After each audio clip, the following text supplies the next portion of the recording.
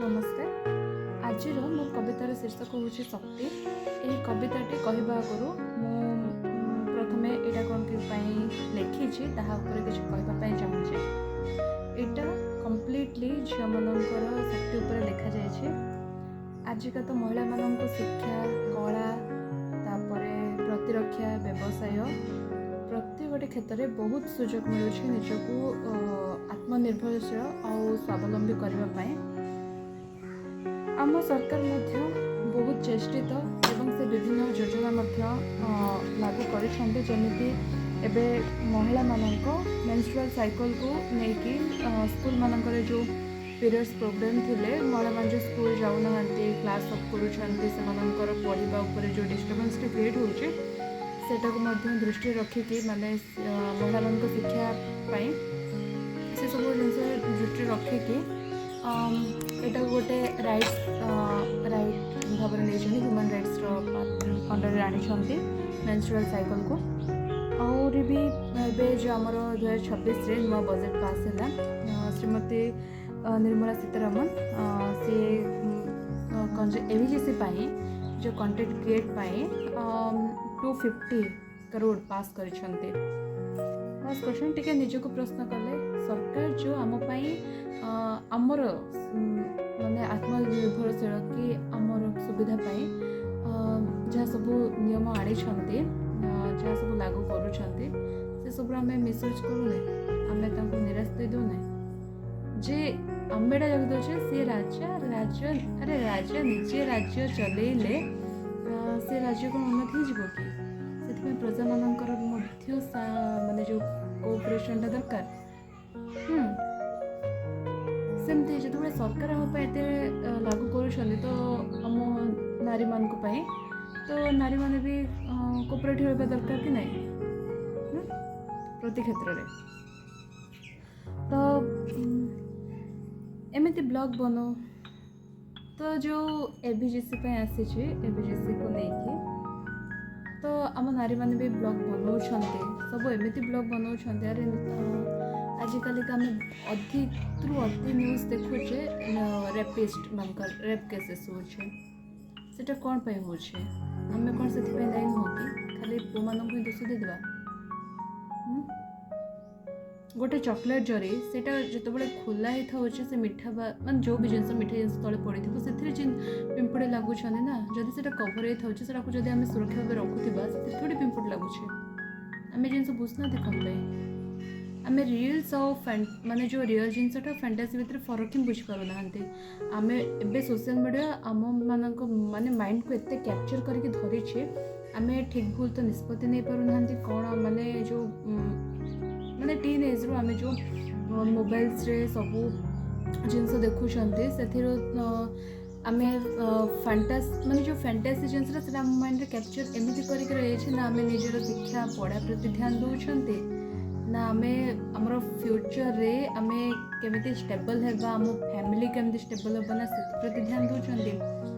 Even कि महिला माने भी निज छुआ मान जो कंटेंट क्रिएट पाए छुआ मान से भितर को टाणी नौछंते कौन पाए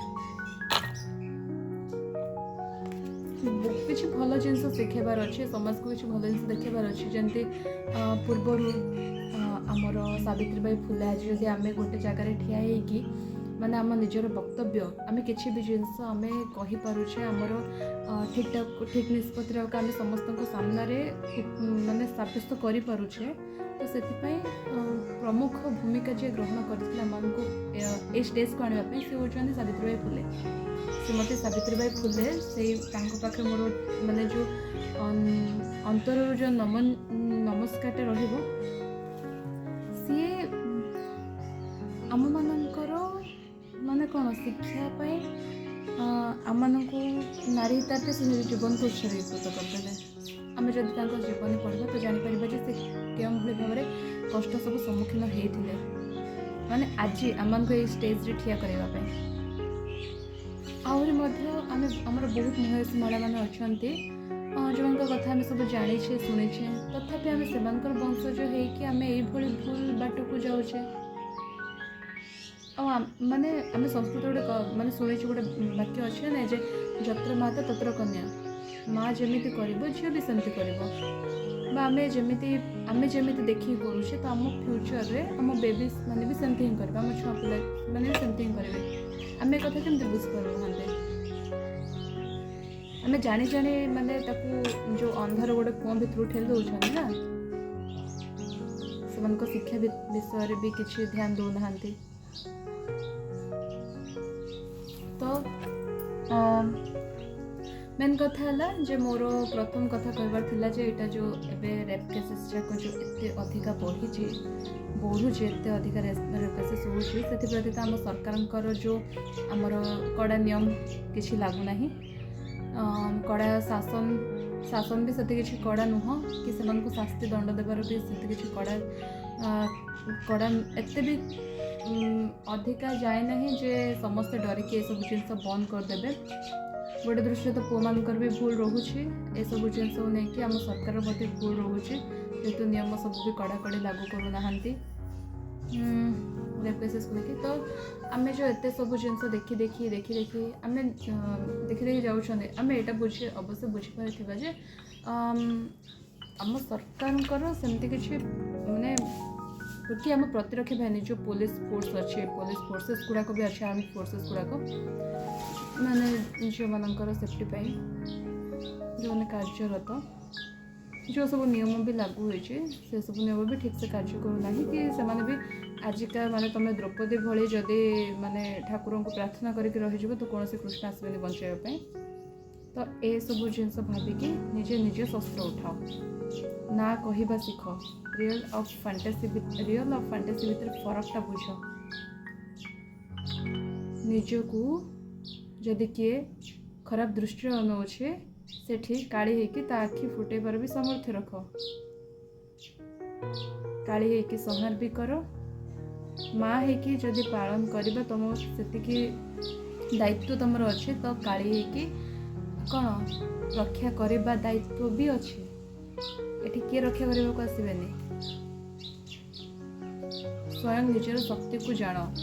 ସାବିତ୍ରୀବାଇ ଫୁଲେ, ଏବେ ଯିଏ ଅଛନ୍ତି ଆମର ରାଷ୍ଟ୍ରପତି ଶ୍ରୀମତୀ ଦ୍ରୌପଦୀ ମୁର୍ମୁ, ଏମାନେ ନିଜ ଶକ୍ତିକୁ ସଠିକ୍ ଦିଗରେ ନେଇଛ କହିବା ପାଇଁ, ନିଜର ଦାବି ରଖିବା ପାଇଁ ଆମକୁ ସୁଯୋଗ ଦିଆହେଇଛି, ତୁମକୁ ସେତିକି ସାମର୍ଥ୍ୟ ଦିଆହେଇଛି, ତୁମେ କରିପାରିବ, ସେଥିପାଇଁ ତୁମକୁ ଦିଆହେଇଛି ନା।